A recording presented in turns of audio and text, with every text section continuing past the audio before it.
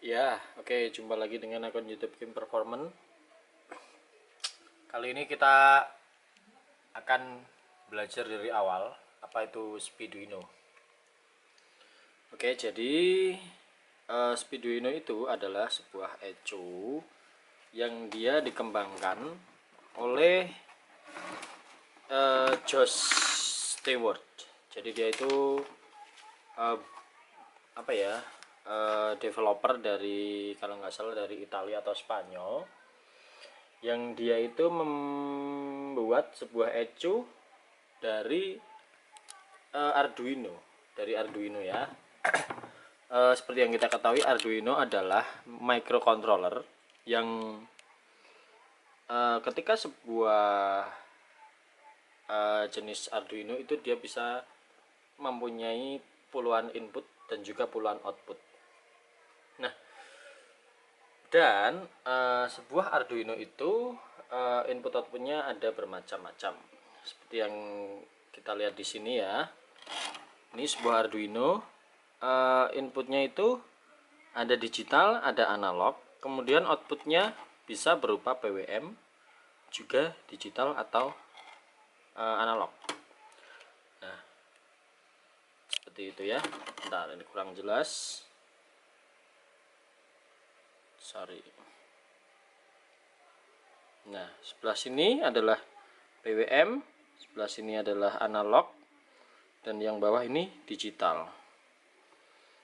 Nah, untuk memulai membuat sebuah Speeduino, jadi kita perlu tahu dulu komponen apa saja yang akan kita gunakan. Karena Speeduino adalah komponennya elektronik, jadi kita menggunakan beberapa komponen. Ada IC atau integrated circuit, ada resistor, ada kapasitor, ada IGBT, ada transistor, ada MOSFET, dan lain-lain. Nah, sebelum kita memulai memasang atau merakit, kita harus paham dulu beberapa komponen tadi. Salah satunya akan saya tunjukkan di sini. Ini adalah board yang sudah jadi. Teman-teman harus bisa dulu mengetahui jenis komponen apa yang teman-teman pegang. Yang pertama adalah resistor. Resistor bentuknya seperti ini. Nah, resistor bentuknya seperti ini ya, teman-teman. Seperti ini, seperti ini, seperti ini, seperti ini.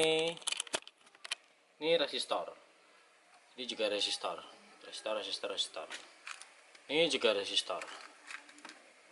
Nah, teman-teman, sebelum teman-teman memasang ke sini, teman-teman harus tahu dulu ukurannya. Karena resistor itu ada ukurannya. Teman-teman bisa membaca cara membaca ukuran resistor. Caranya ada di Google. Nanti teman-teman baca dari warna di bodi resistornya ini. Nanti ada warnanya.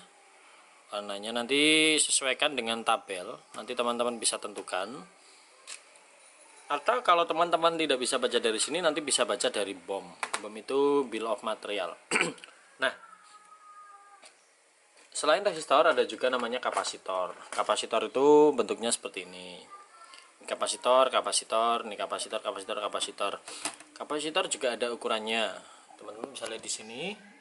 Itu ada 220 nano, 1 mikro, 100 nano, 220. Itu kapasitor.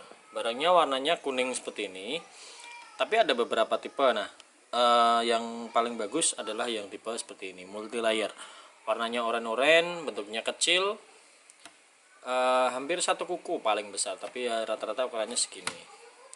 Nah, ini namanya kapasitor. Setelah kapasitor ada juga namanya dioda. Saya pikir kalau dioda teman-teman pasti kebanyakan udah tahu ya. Dioda bentuknya seperti ini. Nih. Ini dioda Zener dan dioda biasa. Kalau dioda Zener, teman-teman harus benar-benar perhatikan voltasenya, karena dioda Zener kerjanya adalah mengizinkan tegangan yang lewat sesuai spesifikasi. Kalau Zener 5 volt, walaupun dia dikasih 12 volt, yang akan lewat hanya 5 volt.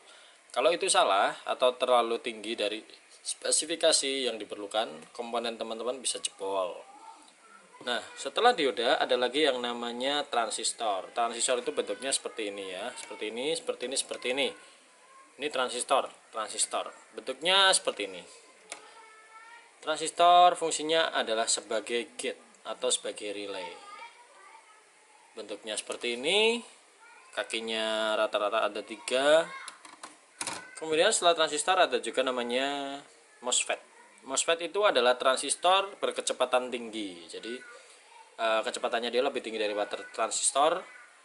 Jadi dia diperlukan untuk kontrol injeksi, kontrol apa ya namanya ya, MOSFET itu kontrol idle valve, kontrol vanos atau VTEC atau kontrol yang lain lah, yang dia kerjanya PWM atau pulse width modulation. Kemudian yang lainnya ada IGBT. IGBT adalah insulated gate bipolar transistor atau driver pengapian. Nah, ini komponen ini harganya mahal ya. Kalau yang asli satunya bisa sampai 100.000, antara 50.000 sampai 80.000 tergantung range yang dia dipakai, tegangan dan ampernya. Setelah IGBT, yang selanjutnya adalah IC atau integrated circuit. IC ada beberapa macam tipe dan teman-teman harus paham IC mana aja yang dipakai, kemudian nanti tepatnya di mana, dan barangnya seperti ini. IC ini juga IC integrated circuit, yaitu ada beberapa komponen yang dijadikan jadi satu. Contohnya ini SP721 adalah IC dioda array. Kemudian ini ULN 2003 adalah IC Darlington 7 array transistor. Kemudian yang ini adalah TC4424 atau driver igniter. Nah, kalau teman-teman sudah paham dan sudah mengetahui cara baca dari komponen, teman-teman tinggal baca lokasinya pada bill of material, atau teman-teman bisa baca dari boardnya. Nah, di boardnya ini ada angkanya, di boardnya ini ada angka dan tulisan dan huruf. Nanti ada angka resistor 1, resistor 2. Kalau yang depannya R itu dia adalah resistor. Sebentar, kalau depannya R dia adalah resistor, kalau depannya C dia adalah kapasitor, kalau depannya IC berarti dia IC. Kalau CN konektor, kemudian kalau D dioda, kalau Q itu transistor. Nah, nanti teman-teman bisa baca posisi R-nya di mana, nilainya berapa. Karena kalau di board kan nggak ada nilainya nih. Nilai ini R1 nilainya berapa, R2 R sekian nilainya berapa, kemudian Q1 Q2 nilainya berapa. Teman-teman nanti bisa baca di BOM atau bill of material. Seperti ini BOM-nya. Nah, nanti teman-teman bisa menentukan bahwa untuk R ini nanti nilainya berapa, R ini nilainya berapa. Nanti teman-teman tinggal masukkan posisi resistornya tadi ke dalam boardnya. Nah, jadi yang paling penting teman-teman, pertama teman-teman harus menguasai dulu komponen. Kemudian teman-teman tahu cara baca bill of material, cara baca komponen, dan teman-teman bisa meletakkannya pada boardnya seperti ini. Baru nanti teman-teman bisa melakukan solder. Pastikan ketika meletakkan komponen tidak ada yang salah dan tidak terbalik. Contohnya dioda. Dioda ini ada arahnya teman-teman. Nah, ketika ada arah yang hitam putih seperti ini, dia harus disesuaikan dengan arahnya. Kalau terbalik dia tidak bisa teman-teman. Teman-teman harus cocokkan posisinya ini mengarah kemana, harus sesuai, karena ketika terbalik boom. Karena fungsinya dioda adalah mencegah tegangan balik. Kemudian setelah mengetahui itu semua, setelah teman-teman bisa melakukan pemasangan ke board dan solder, hasilnya nanti seperti ini. Teman-teman kemudian bisa membaca skematik untuk menentukan kaki-kaki mana saja yang dipakai. Karena pada beberapa board dia bisa dipakai untuk beberapa mobil. Contohnya ini ya, saya merakit di BMW. BMW ini cocok untuk 4 mesin teman-teman, 4, 5 atau 6, karena di sini ada M60, M4X artinya M42, M43, M44, Kemudian yang di sini M50TU atau tune up, atau technical update atau 50NV atau non vanos. Nah, teman-teman harus bisa baca dari skematik. Nanti teman-teman bisa membaca bagian mana saja yang dipakai dan bagian mana saja yang dijamper. Skematik bentuknya seperti ini. Skematik. Nah, untuk nanti bagian yang dijamper biasanya ada keterangannya di sini seperti ini. Yang dipakai mesinnya apa, nanti ada keterangannya di sini. Kemudian kenapa teman-teman harus bisa baca skematik? Karena ketika nanti ada trouble, teman-teman hanya bisa mengetahui trouble-nya di mana dari skematik. Skematik bisa dibilang adalah jalurnya PCB. Jadi si builder PCB itu menyediakan gambaran dari resistor ini mengarah ke lampu kanan, dari kapasitor ini nanti mengarah kemana, dari IC ini mengarah kemana. Teman-teman bisa tracking penyakitnya yang teman-teman alami hanya dari skematik, ya. Pastikan teman-teman bisa baca skematik. Kalau teman-teman belum bisa baca skematik, nggak apa-apa. Yang penting teman-teman ketika memasang komponennya ke board harus benar-benar sesuai, tidak terbalik, dan ukurannya pas, atau kakek IC-nya jangan sampai terbalik. Karena jika terbalik, sudah dipastikan komponen tersebut akan rusak dan tidak bisa berfungsi. Oke, kemudian setelah boardnya terpasang, ada beberapa komponen lagi yang teman-teman harus tahu, yaitu controller. Ini controller yang dipakai di Speeduino. Ada beberapa tipe ya. Yang pertama yaitu Arduino Mega yang gede nih 2560, atau Arduino Mega Pro yang kecil. Kontrolnya bentuknya sama seperti ini, cuma nanti untuk bodinya dia lebih kecil, sekitar 3/4 nya segini. Itu nanti untuk boardnya juga kecil. Tapi kalau untuk BMW yang dipakai besar semua, kontrolnya besar semua seperti ini. Kontrolnya besar semua seperti ini ya kontrolernya. Nah, jadi ini nanti kalau udah jadinya seperti ini nih boardnya nih. Boardnya jadinya seperti ini. Ini udah PNP ke BMW M50.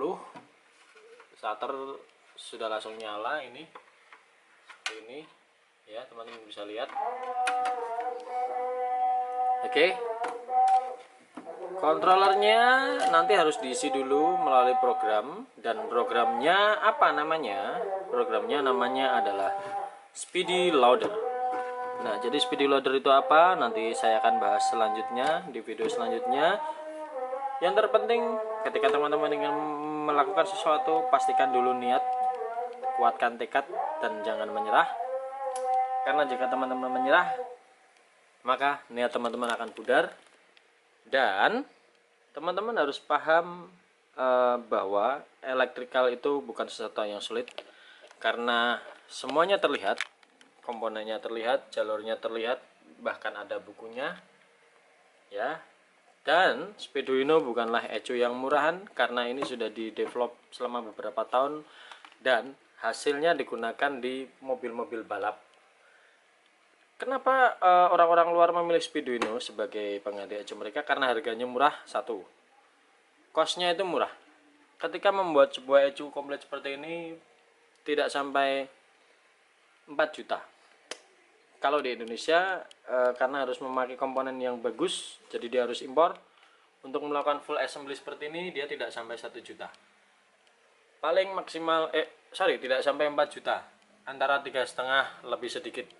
Karena komponen yang dipakai adalah komponen yang bagus dan kualitasnya yang terbaik, impor. Jadi cocok untuk harga segitu. Dibandingkan teman-teman beli ECU Haltech yang harganya 16 juta, kemudian ketika rusak tidak bisa diganti karena itu adalah produk dari pabrikan atau home industry.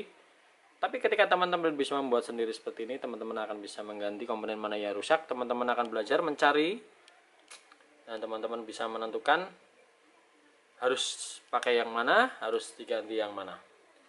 Oke, sekian untuk isi program dan lain-lainnya nanti akan saya lanjutkan di video selanjutnya. Untuk selanjutnya saya akan coba memasang beberapa resistor ke tempatnya.